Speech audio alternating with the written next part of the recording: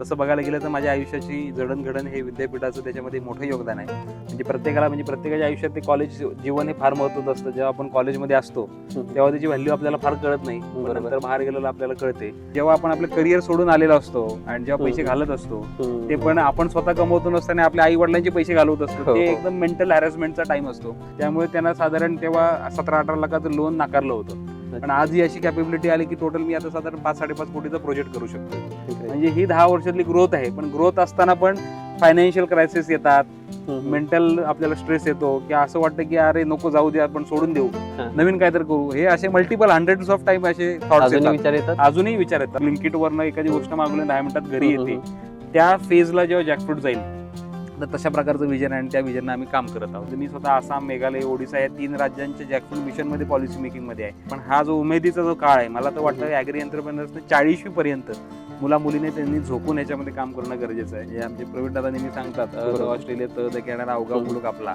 म्हणजे थोडक्यात की जगाचं मार्केट ओपन आहे. आपण बघायला गेलो तर आपलं एखादी गोष्ट US ला पण पाठवू शकतो, दिल्लीला पण पाठवू शकतो आणि आपल्या जवळच्या मार्केटमध्ये पण करू शकतो. तर तेवढं आपल्याकडे ओपन ऍक्सेस आहे आणि फायनान्शियली स्टेबल होणं हे आजचं प्राईम मोटिव्ह आहे. बाकी सगळ्या गोष्टी येत जात राहतील, त्याच्यावरती कामापुरती फक्त आपण विचार करणे आणि सोडून देणे, दुसऱ्या दिवशी परत आपल्या कामाला लागणे, हे मी तरुणांना हा संदेश देऊ इच्छितो. नमस्कार, इंडियन फार्मर ऑन्टरप्रिनर्समध्ये आपले स्वागत आहे. आज आपल्याबरोबर फार्मर ऑन्टरप्रिनर मिथिलेश देसाई आहेत, ज्यांना ज्युनियर फणस किंग म्हणून ओळखलं जातं. पण ज्युनियर फणस किंग होण्यापर्यंतचा हा प्रवास सोपा नव्हता. 2016 पासून त्यांनी शेतीमध्ये काम करण्यास सुरुवात केली. आज त्यांच्याकडून आपण जाणून घेणार आहोत की स्वतः ते UPSCमध्ये UPSCचा अभ्यास करत होते. अजून 1 वर्षात त्यांना चांगली पोस्ट निघाली असती, गव्हर्नमेंटमध्ये जॉब निघाला असता. एक स्टेबल आयुष्य म्हणजे जे म्हणतो आपण गव्हर्नमेंट ज्याची इच्छा असते सगळ्यांना, ते त्यांना मिळालं असतं. पण तसं न करता ते शेतीमध्ये आले. शेतीमध्ये येऊन त्यांनी स्वतः समृद्ध झालेच, पण महाराष्ट्रातील अनेक शेतकऱ्यांना समृद्ध त्यांनी केलेलं आहे. तर हा प्रवास कसा होता त्यांचा? अगदी सोपा प्रवास नव्हता. चॅलेंजेस भरपूर आले असतील. आता ज्या लोकेशनमध्ये आहे तिथं रेंजही नाही आहे. रेंज जो कोकणचा भाग येतो, जो आतमध्ये आहे, आपण एकदम लांजा तालुक्याच्या 5 किलोमीटर पुढे, BSNLची सुद्धा रेंज नाही. पण अशात सुद्धा ते काम करतात. 10 वर्षापासून काम करतात. ह्यासाठी पेशन्स खूप मोठ्या प्रमाणावर लागतात. आणि त्यांच्याकडूनच आपण जाणून घ्यावेत की हे हा कसा प्रवास होता. 2016 पासून आपण आहात शेतीमध्ये. शेतीसाठी जे वातावरण आहे तेवढं हॅपनिंग नाही आहे, अजूनही नाही आहे. यामध्ये सर्व फॅक्टर्स, खूप मोठे फॅक्टर्स आहेत. तरी तुम्ही आहात 10 वर्षापासून काम करतात. कसा हा प्रवास होता, काय जाणवलं आपल्याला? नक्की. सुरुवात कशी झालेली? सर्वांना नमस्कार. जसं अनिकेत भाऊनी सांगितलं की गेले साधारण 10-11 वर्षापासून मी कंटिन्युअस शेतीमध्ये आहे हे सांगण्यापेक्षा आपण एक शेतकरी आहे याचा मला त्याचा समाधान आणि आनंदही वाटतो. आणि दुसरं मेन म्हणजे माझं स्वतःचं शिक्षण हे ॲग्रिकल्चर इंजिनिअरिंग महात्मा फुले कृषी विद्यापीठात झालं. तसं बघायला गेलं तर माझ्या आयुष्याची जडणघडण हे विद्यापीठाचं त्याच्यामध्ये मोठं योगदान आहे. म्हणजे प्रत्येकाच्या आयुष्यात ते कॉलेज जीवन हे फार महत्त्वाचं असतं. जेव्हा आपण कॉलेजमध्ये असतो तेव्हा त्याची व्हॅल्यू आपल्याला फार कळत नाही, पण नंतर बाहेर गेलेलं आपल्याला कळते.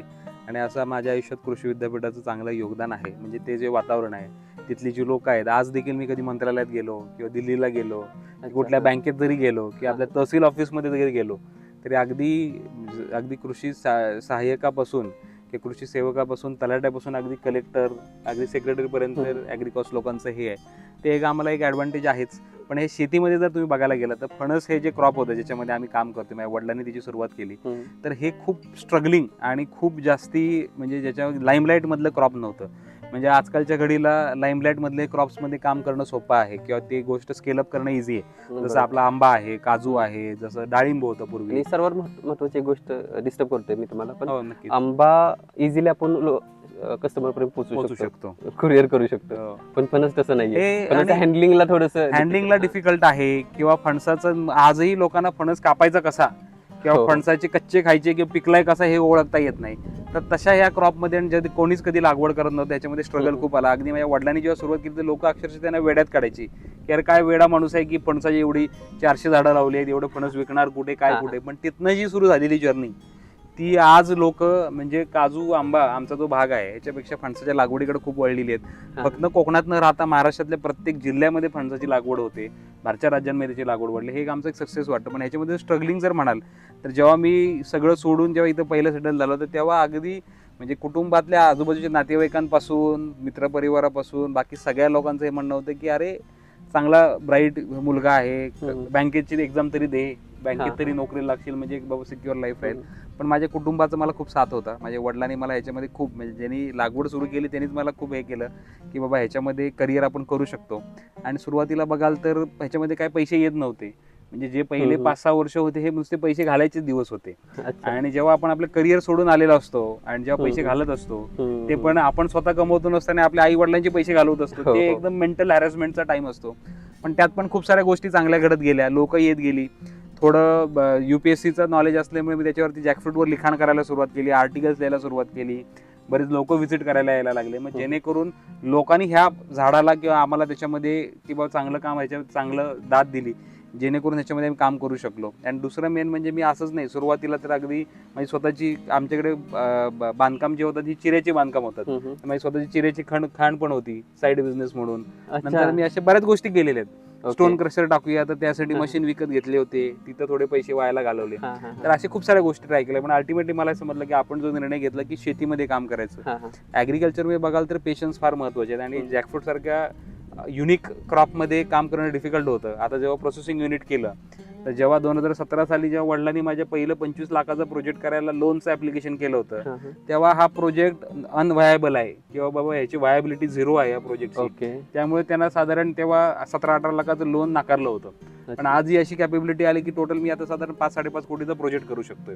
म्हणजे ही 10 वर्षातली ग्रोथ आहे. पण ग्रोथ असताना पण फायनान्शियल क्रायसिस येतात, मेंटल आपल्याला स्ट्रेस येतो की असं वाटतं की अरे नको जाऊ दे, आपण सोडून देऊ, नवीन काहीतरी करू. हे असे मल्टिपल हंड्रेड्स ऑफ टाइम असे थॉट्स येतात, अजूनही विचार येतात. कारण की कसं तुम्हाला सांगू, आता लागवड झाली, छोटं युनिट होतं, आता प्रोसेसिंग युनिट झालं, FPO झाली, आता इथून पुढे ते स्केल करायचंय.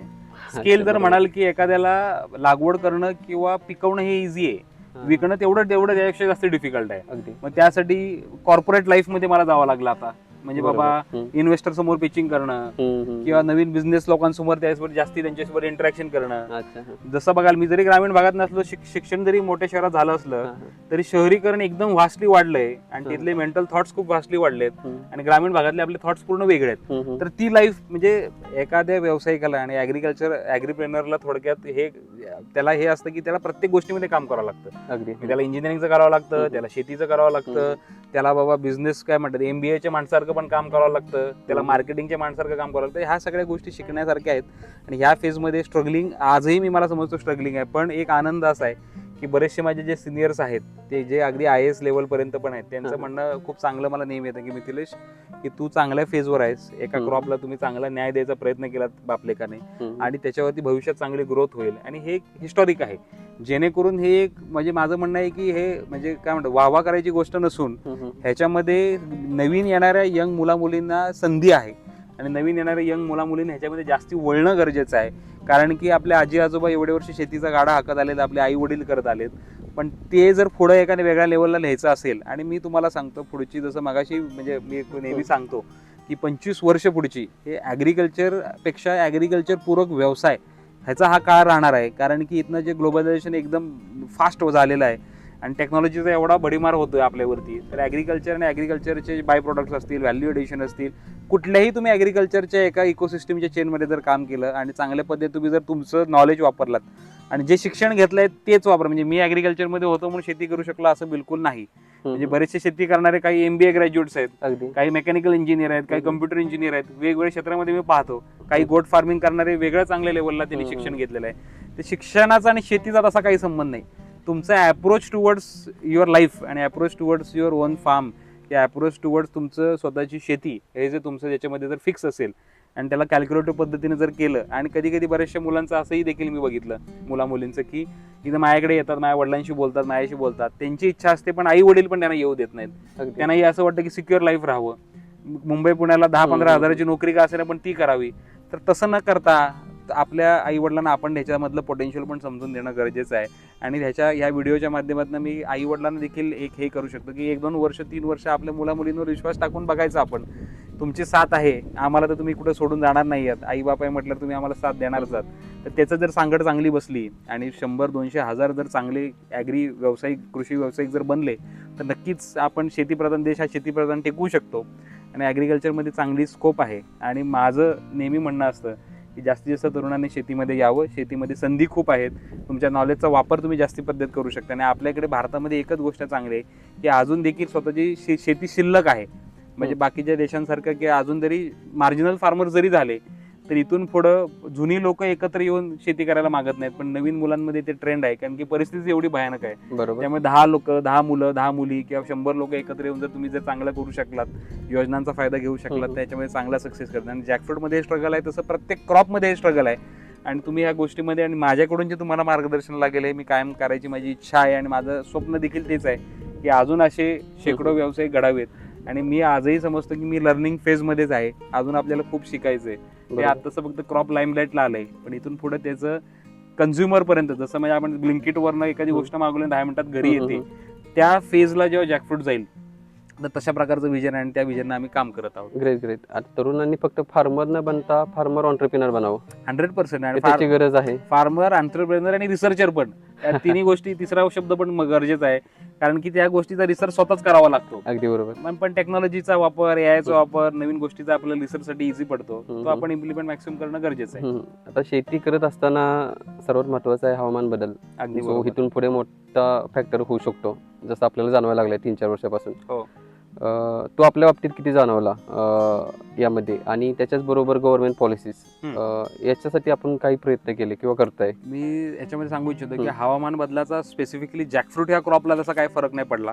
पण ओव्हरऑल जर आपण महाराष्ट्र आणि देशाचा विचार करायला गेलो तर हवामान बदल हा ह्युमन क्रिएटेड आहे, मला असं वाटतं. त्यामुळे त्याचे सर्कमस्टन्सेस हे आपल्यालाच भोगावे लागणार आहेत. पण ज्या पद्धतीने टेक्नॉलॉजी किंवा ज्या पद्धतीने सोलरचं इंटिग्रेशन शेतीमध्ये किंवा ज्या पद्धतीने एआयचा वापर शेतीमध्ये वाढत जाईल, तशा पद्धतीने आपण त्याच्यावर सोल्युशन देखील काढू शकतो. जरी उत्पादन कमी झालं, पण हाय ते उत्पादन प्रीमियम क्वालिटीचं कसं मेंटेन ठेवता येईल याच्यावर जर दिलं तर अल्टिमेटली ते एका ॲव्हरेज लेवलला येऊ शकतं असं मला वाटतं. आणि इथून पुढे आपण नुसतं म्हणतो की विकत ऑर्गॅनिक म्हणून आपण विकत घेतो, पण जॅकफ्रूट सारखं जसं क्रॉप आहे की असे जे नवीन जे क्रॉप येत आहेत हे 100% तुम्ही ऑर्गॅनिक ठेवा आणि ऑर्गॅनिकची मजबूत मार्केटिंग ब्रँडिंग करू शकता. जेणेकरून तुम्ही बघाल की भारतामध्ये, म्हणजे मला पूर्वी असं वाटायचं की आपण एक्सपोर्टवरच जावं तरच फणसाला लाईमलाईट येईल. पण मी असं नंतर स्वतः म्हणजे अवेअरनेस आला की भारतच एवढं मोठं मार्केट आहे की आपण तिथं पुरवू शकत नाही. आणि भारतामध्ये फायनान्शियल गॅप फार मोठा असल्यामुळे प्रीमियम देणारी लोक आहेत, फक्त आपण प्रीमियम प्रोड्यूस करणारी लोक बनायचं आहे. या गोष्टी आपण केल्या तर होऊ शकतं. दुसरं तुम्ही विचारात पॉलिसी मेकिंग बद्दल, तर जॅकफ्रूटमध्ये तर भयंकर सुरुवातीला इश्यू होते. म्हणजे फणसाचं झाडाची कॉस्ट MREGS मध्ये किंवा फळबाग योजनेत 35 रुपये होती, तर ती आता वाढत आता अगदी आता हेक्टरी 1,12,500 पर्यंत जायला लागली. तर तिथपासनं किंवा जॅकफ्रूटच्या प्रोसेसिंगला काय लागतं, जर आपण एखाद्या सेंट्रल गव्हर्नमेंटच्या कॉस्ट नॉर्म्स बघितल्या प्रोसेसिंगच्या, काजूची लाईन सेटअप आहे, मँगोची लाईन सेटअप आहे, टोमॅटो प्रोसेसिंग सेटअप आहे, ग्रेप्ससाठी सेटअप आहे. जॅकफ्रूटसाठी कुठं नव्हती, पण आम्ही ते स्क्रॅचपासून डेव्हलप केली. आणि त्यासाठी मग आता वेगवेगळ्या राज्यांमध्ये, तर मी स्वतः आसाम, मेघालय, ओडिसा या 3 राज्यांच्या जॅकफ्रूट मिशनमध्ये पॉलिसी मेकिंगमध्ये आहे. आणि फणसाला जसं आता म्हणजे मी या व्हिडिओच्या माध्यमातून हे देखील सांगू इच्छितो की महाराष्ट्र आणि सेंट्रल गव्हर्नमेंटनं, तसं सेंट्रल गव्हर्नमेंटने मखनाला प्रमोट केलं, मिलेटला प्रमोट केलं. जसं मिलेट आहे त्याच्या प्रमाणात मखनापेक्षा तर 20 ते 25 पट जॅकफ्रूट न्यूट्रिशियस आहे, त्याचे हेल्थ बेनिफिट्स आहेत आणि ते सुपर फूड आहे. तर तशा पद्धतीचं पॉलिसी मेकिंग सेंट्रल लेवलला पण त्याचं काय म्हणतात ते प्रमोशन होणं गरजेचं आहे. जॅकफ्रूटमध्ये रॉ मटेरियलची कमतरता नाही किंवा जॅकफ्रूट फार महाग येतो असं पण काही नाही. जॅकफ्रूटमध्ये फक्त लॅकिंग आहे ब्रँडिंग अँड मार्केटिंग. ते आम्ही आमच्या FPO लेवलला करत आहोत, पण पॉलिसी लेवलला ते फार होणं गरजेचं आहे. आणि एखादं वर्षच आपण जॅकफ्रूट इयर म्हणून साजरं करू शकलो तर जगाच्या आता G20 समिट झाला 2-3 वर्षापूर्वी, तेव्हा जे व्हेजिटेरियन लोक होते त्यांना जॅकफ्रूटचे प्रीमियम डिशेस खायला होत्या. म्हणजे त्या लेवलला आहे जॅकफ्रूट. पण मग आपण तशा पद्धती जर एकत्रितपणे जर केलं तर ह्या फळाला आणि मुळात या जॅकफ्रूट आणि ह्या सगळ्या इकोसिस्टमला आपण चांगल्या पद्धतीने चांगलं तरुण त्याचे चांगले पैसे कमवू शकतो. इन जनरल कॉमन शेतीविषयी जर आपण बोललो तर अनेक तरुण शेतीकडे वळत आहेत किंवा त्यांना यायचं आहे. अगदी बरोबर. पण बरेच तरुण शेतीकडे येत असताना शेती उतरल्यानंतर बरेच तो डायव्हर्ट पण होतो बऱ्याच वेळा. मग गावातलं राजकारण असेल किंवा बाकी गोष्टींकडे तो अट्रॅक्ट होतो. मग त्याबद्दल तुम्ही काय सांगाल? मी तुम्हाला एक गोष्ट सांगतो की मी किंवा माझं जर सोशल प्रोफाईल जर तुम्ही आपण पाहिलात, मी तर ॲग्रिकल्चरच आहे किंवा व्यावसायिकच आहे किंवा जॅकफ्रूट एंटरप्रेनरच आहे.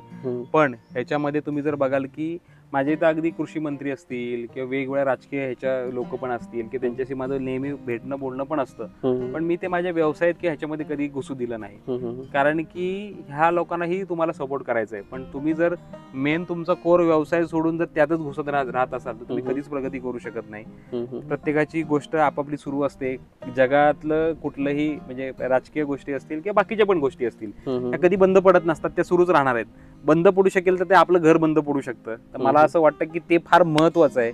त्या बाकीच्या गोष्टी घडत राहतील, त्या गोष्टी चांगल्या वाईट त्या आपल्या पदरात चांगल्या पद्धतीने कशा पाडून घेऊ शकतो आपण आणि त्याचा मॅक्सिमम फायदा स्वतःसाठी कसा करू शकतो हा प्रत्येकाने उद्देश ठेवणं गरजेचं आहे.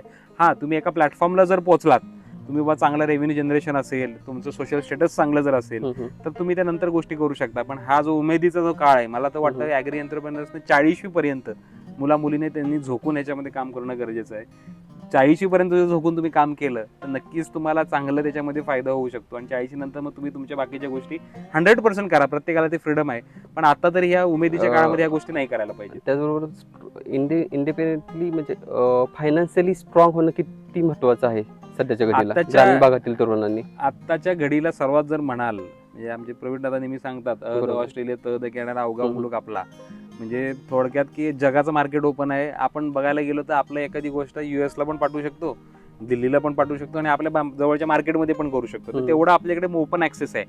आर्थिक स्थिरस्थावर होणं हे फार महत्वाचं आहे. कारण की तुम्हाला सांगतो आम्ही फक्त फणस विकून सुखी राहू शकलो असतो. फणस विकून पण एवढी झाड आहेत तर पैसे कमवू शकलो असतो. बरोबर. पण पैसे कमवणं हा उद्देश नाही, पण त्या गोष्टीमध्ये तुमचं आत्ताच्या घडीला म्हणजे अनफॉर्च्युनेटली असं नसायला पाहिजे. पण भारतात ही गोष्ट अशी आहे की ज्याच्याकडे जास्ती पैसा त्याला जास्ती प्रतिष्ठा, हा मोठा प्रॉब्लेम आहे.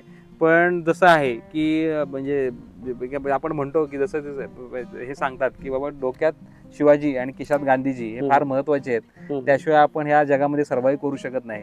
आणि इथून पुढे जगामध्ये पैसे कमवणं हे फार महत्वाचं आहे आणि पैसे कमवणं हे गरजेची पण गोष्ट आहे आणि एक तुमच्या सोशल स्टेटससाठी पण फार महत्वाचं आहे. आणि तुम्ही जर शेतीसारख्या जर क्लीन सोर्स मधनं ते कमवू शकत असाल तर उद्या तुमच्यावर कोण बोट पण उभारू शकत नाही.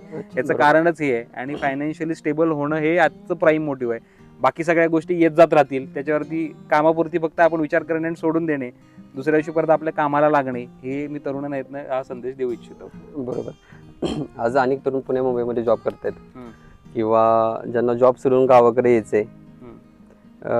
पहिला जो फेज असतो 2-3 वर्षाचा तो खूप कठीण असतो. जर आल्यानंतरचा जर कुणाला असे काही प्रॉब्लेम्स असतील तर ते तुमच्याशी बोलू शकतात, 100% बोलू शकतात. आणि मला ही जर्नी फेज माहित आहे तुम्हाला, मला ही जर्नी शेअर करायला देखील आवडेल. आणि जास्तीत जास्त मुलं जेवढी याच्यामध्ये येतील शेतीमध्ये त्याचा मला आनंद आहे. आणि कायम स्वरूपी म्हणजे एनी टाइम, शक्यतो फक्त तुम्हाला माहिती आहे रेंजचा इश्यू असतो, बरोबर, तुम्ही मला व्हॉट्सअप वगैरे केला तरी चालू शकतं. आपण एक टाइम ठरवून आपण बोलून संवाद साधू शकतो. कारण अशा फेज मध्ये गरज असते आपल्यासारख्या व्यक्तींची किंवा आपला प्रवास शेअर करण्यासाठी. नक्कीच.